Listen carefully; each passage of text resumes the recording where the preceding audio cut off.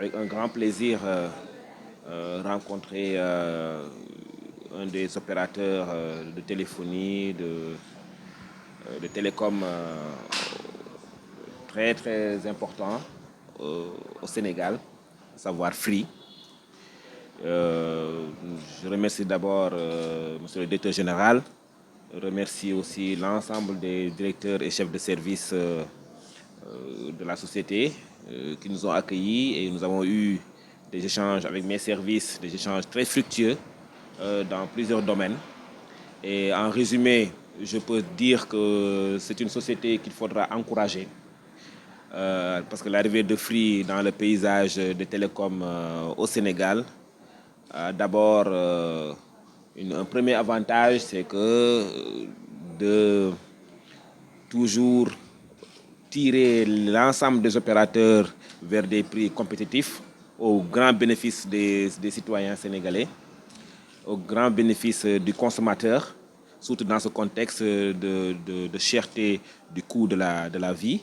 Et donc des opérateurs comme Free, avec l'ensemble des services qu'ils proposent aux consommateurs, permettront effectivement aux Sénégalais d'avoir accès à un réseau de qualité et aussi à un coût abordable. Et tel est l'objectif de la stratégie globale du Sénégal en matière de numérique, ce qu'on appelle la stratégie SN 2025, qui place comme première priorité l'accès du numérique, de la connectivité à un prix abordable et pour tous les Sénégalais. Alors, de ce point de vue-là, nous avons beaucoup échangé. Donc, ils m'ont relevé quelques préoccupations, notamment sur certaines redevances qui sont fixées par l'État, notamment la redevance effectivement au rattrapage, en tout cas du service universel, parce qu'aujourd'hui, pour l'État du Sénégal, la priorité, c'est que tout Sénégalais, partout où il se trouve, qu'il ait une connexion en qualité et en qualité et surtout en quantité sur tout le territoire national. Donc, on voit qu'aujourd'hui, une société comme Free couvre à peu près 95 ou 96% de la population sénégalaise. Mais aujourd'hui, pour l'État du Sénégal, pour notre priorité, c'est qu'il n'y ait plus de zones blanches, en tout cas à travers le territoire national. Nous avons vu que c'est une préoccupation forte de nos populations. La couverture doit s'entendre comme étant une couverture géographique et non pas une couverture humaine. Géographique, c'est-à-dire que lorsqu'on traverse le Sénégal, partout où on va, on doit pouvoir avoir une connexion. Et c'est le rôle aujourd'hui de l'État, avec travers même le régulateur, de veiller à ce que toutes ces zones blanches-là disparaissent du pays, parce que nous sommes dans une ère du numérique, une ère de grande révolution technologique. Et de ce point de vue-là, nous félicitons Free, qui a quand même la 4G presque partout, et qu'aujourd'hui, nous sommes bientôt dans l'expérimentation de la 5G. Cela veut dire quoi? Cela veut dire que nous sommes toujours, cette société aussi est toujours dans l'innovation.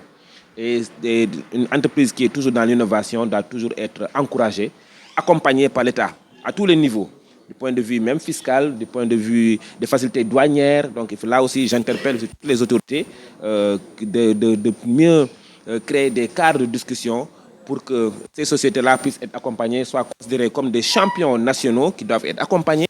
Parce qu'on sait que sociétés comme Free emploient beaucoup de Sénégalais. Il y a beaucoup de startups aussi qui gravitent autour de l'écosystème aujourd'hui, autour de cette société-là.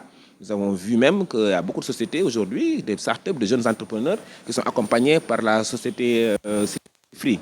Donc une entreprise de cette nature, dans ce contexte de recherche d'emploi à tout azimut de nos jeunes Sénégalais, cette société doit être accompagnée. Et je suis venu leur dire que l'État du Sénégal les accompagnera pour relever l'ensemble des défis.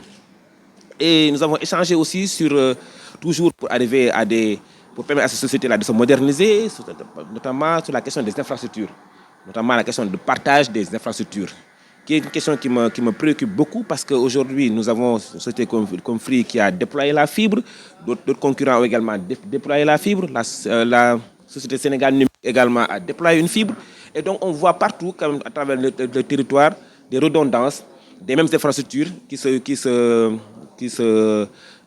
concurrencent, hein, qui sont présentes partout, au même moment, dans les mêmes zones, alors que pendant ce temps-là, des zones blanches, des zones des déserts de télécom existent dans le territoire.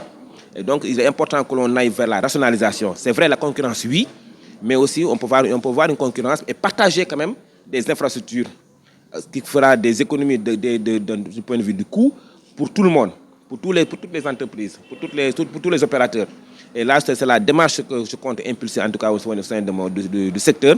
C'est qu'aujourd'hui, il faut qu'on ait un bon cadre. Il y a déjà des cadres de discussion, hein, par rapport au partage d'infrastructures.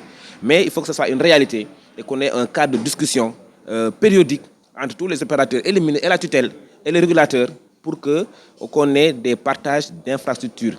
Parce que si l'on partage des infrastructures, nécessairement le consommateur il trouvera le bénéfice, puisque non seulement les coûts peuvent baisser, et aussi, du point de vue l'État dans sa stratégie de couverture nationale du réseau, en tout cas à travers tout le pays, nécessairement trouvera de plus en plus des zones blanches qui vont reculer, qui vont disparaître dans le territoire. Voilà, c'est une question centrale sur laquelle nous avons bien discuté. Et je veux vraiment remercier la direction de FRIC qui est tout à fait ouverte par rapport à cette question de partage d'infrastructures.